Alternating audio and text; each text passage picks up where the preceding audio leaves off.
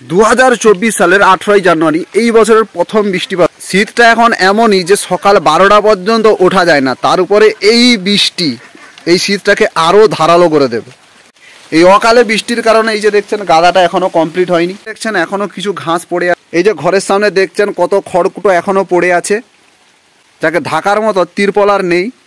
আর এই যে দেখছেন গোয়াল ঘর এখনো রেডি হয়নি, সম্পূর্ণরূপে বাকি, আজকেই কাজ চালু হওয়ার কথা ছিল।